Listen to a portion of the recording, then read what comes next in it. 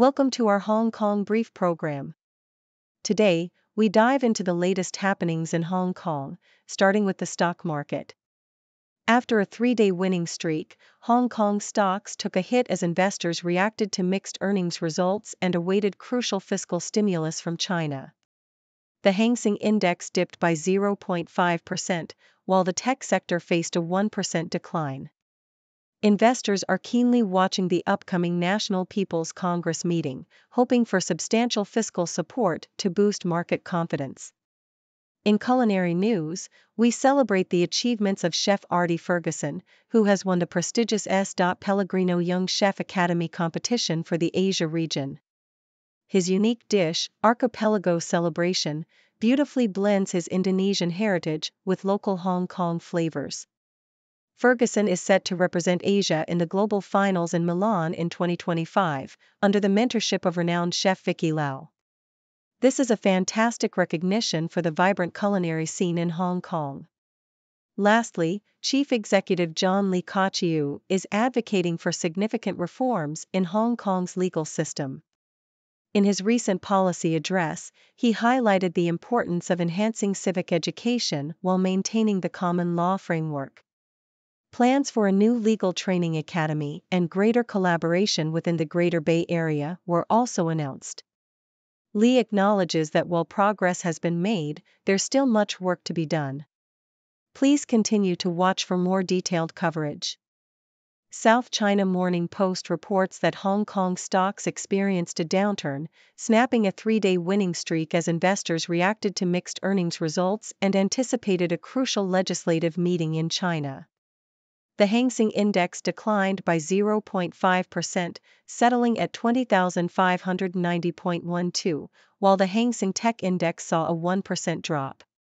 Notably, China Merchants Bank shares fell 1.3% after announcing a slight decrease in net income, and Haier Smart Home also plunged 1.3% due to disappointing third-quarter profits. In contrast, WH Group's shares surged by 1.3% after reporting a significant profit increase. Investors are eagerly awaiting the National People's Congress Standing Committee meeting, hoping for at least 2 trillion yuan in fiscal stimulus to sustain recent market rallies. South China Morning Post highlights the remarkable achievement of Hong Kong chef Ardy Ferguson, who has earned the prestigious title of Asia's representative in the S.Pellegrino Young Chef Academy competition to be held in Milan in 2025. Ferguson triumphed over 9 other talented chefs from across Asia with his dish Archipelago Celebration, which beautifully merges his Indonesian heritage with Hong Kong culinary techniques. The competition, aimed at chefs aged 18 to 30, featured a panel of esteemed judges who evaluated the dishes based on technical skills, creativity, and personal vision. Ferguson's victory not only showcases his culinary talent but also emphasizes the rich cultural tapestry of Asian cuisine, as he plans to mentor under renowned chef Vicky Lau in preparation for the grand final. South China Morning Post discusses the urgent need for legal reforms in Hong Kong as Chief Executive John Lee Kah-chiu emphasizes that reform is an ongoing process. His recent policy address touched upon various legal priorities, including the enactment of the Mandatory Reporting of Child Abuse Ordinance, which aims to enhance child protection. Despite advancements, the article warns that Hong Kong's legal framework is lagging behind other advanced societies and must adapt to meet contemporary challenges.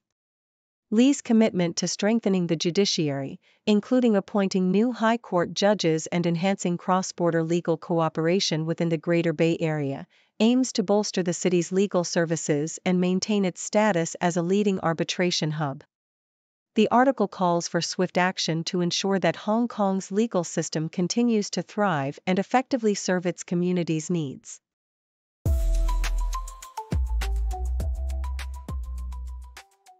South China Morning Post reports that police stations in southeastern China have successfully employed the Mazu deity, the revered sea goddess, to mediate local disputes.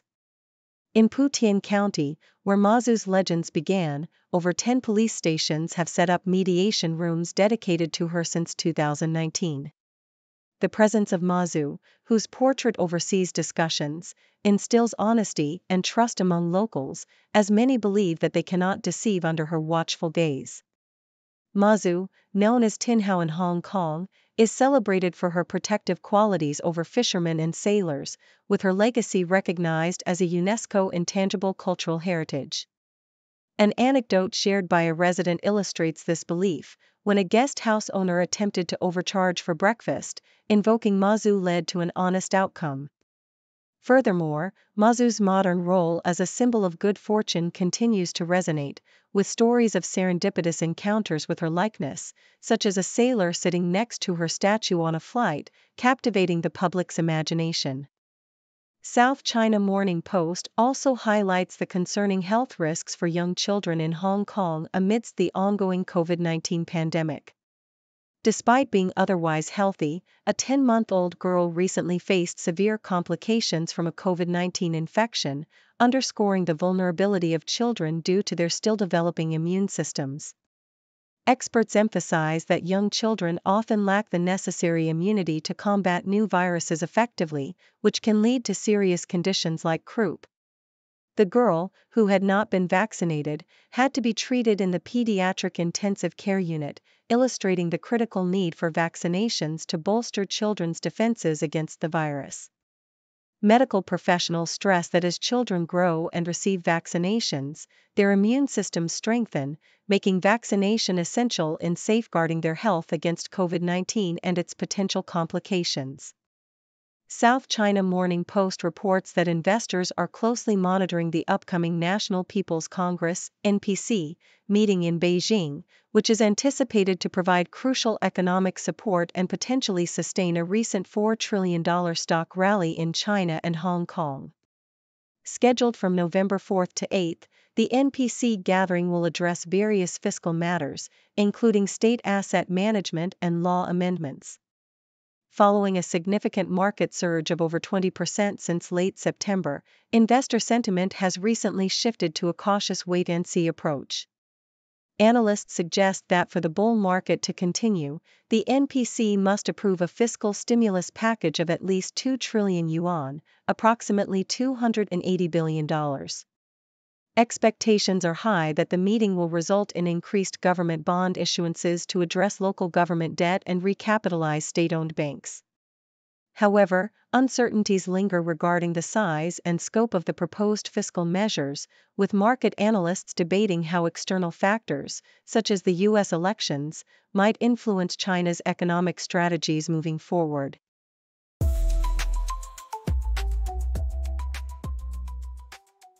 South China Morning Post reports that Jeremy Allaire, CEO of Circle, sees stablecoins playing a pivotal role in Hong Kong's trade settlements, particularly as the city emerges as a key hub for cross-border transactions.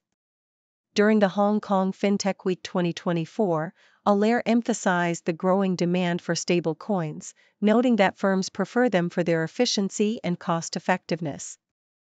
Circle announced partnerships aimed at exploring blockchain-based solutions and enhancing cross-border transaction settlements with USDC. As the Hong Kong Monetary Authority prepares to introduce new stablecoin regulations, Circle is positioning itself as a compliant and responsible player in the global financial landscape, advocating for a network of stablecoins to facilitate seamless transactions. In an opinion piece by the South China Morning Post, HSBC's decision to restructure its global operations into 4 streamlined business lines is viewed as a strategic move to enhance efficiency and focus on growth, particularly in Hong Kong.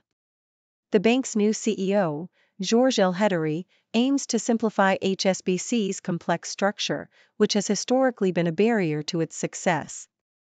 This restructuring comes at a time when HSBC is experiencing record profits and plans for a significant share buyback, signaling a strong recovery from past challenges. The emphasis on Hong Kong as a strategic priority reflects the bank's commitment to the region, while also navigating the complex geopolitical landscape between China and the West. Kristen Cavallari, as detailed in another South China Morning Post article, has openly discussed her tumultuous relationship with her estranged father, Dennis Cavallari, and her experiences with love and family. On her podcast, she reflected on her marriage to Jay Cutler, expressing heartbreak despite being the one to initiate the divorce.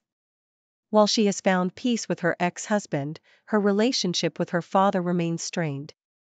Dennis, a prominent real estate developer, has faced personal controversies, including allegations of infidelity. Kristen attempted to mend their relationship after the tragic loss of her brother, Michael, but ultimately decided to cut ties with her father, citing his narcissistic behavior and a boundary crossed involving her children as reasons for her decision.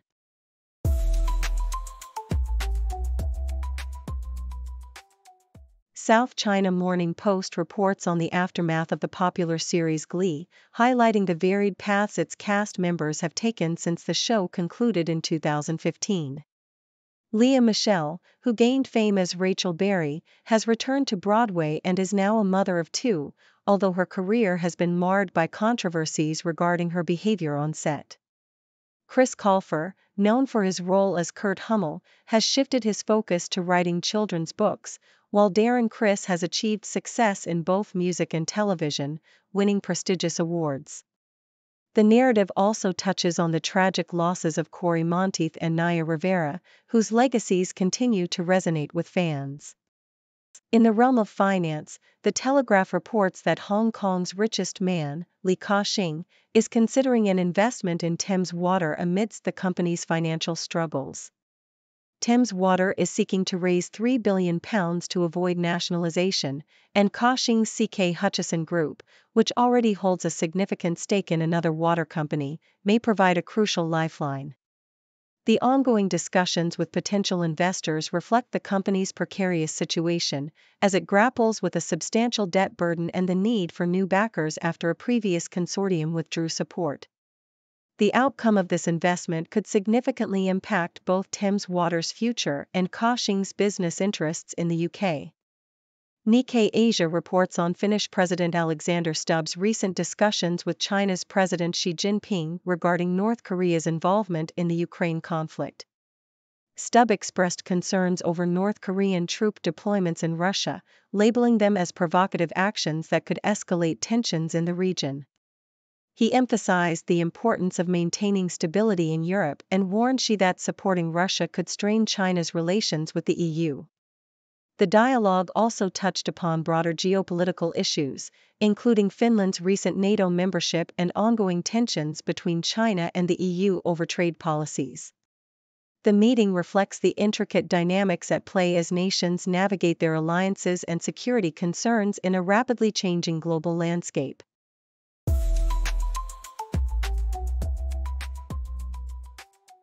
South China Morning Post reports that NVIDIA CEO Jensen Huang and renowned actor Tony Leung will receive honorary doctorates from the Hong Kong University of Science and Technology on November 23.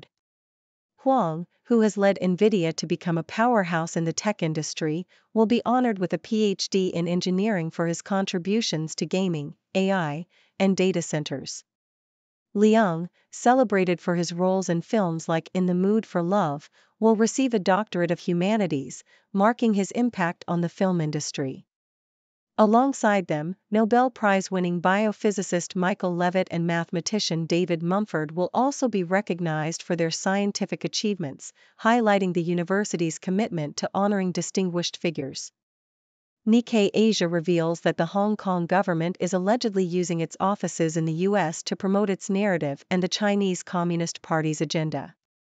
A report by the Hong Kong Democracy Council outlines how the Hong Kong Economic and Trade Offices, (KEDO), in cities like New York and San Francisco are involved in organized political efforts to influence American society. These offices, while officially promoting business, are said to support AstroTurf groups and hire local political consultants to push pro-Beijing messages.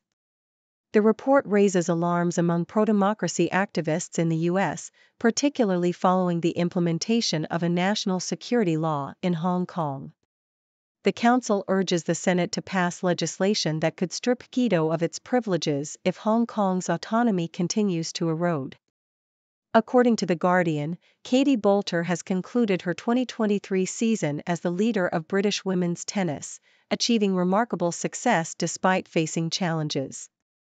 After a series of injuries, Boulter secured her first WTA title in Nottingham and broke into the top 100 rankings, finishing the year at number 29. Her standout moment came during a stellar performance in San Diego, where she won her first WTA 500 title by defeating several top players. However, the latter half of her season proved difficult, with a disappointing exit from Wimbledon and a struggle to maintain form.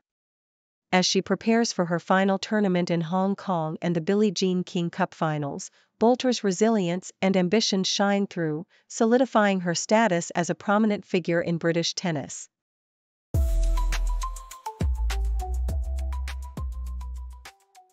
Thank you for tuning in.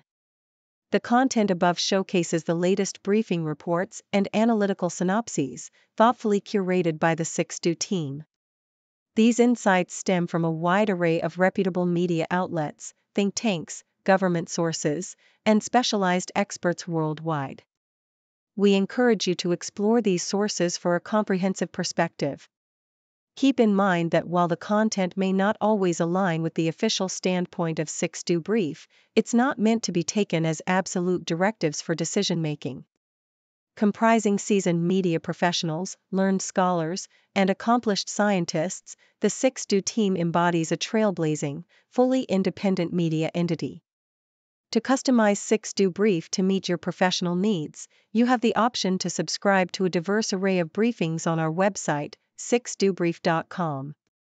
Regardless of your location, you can conveniently receive 6Do Brief via email.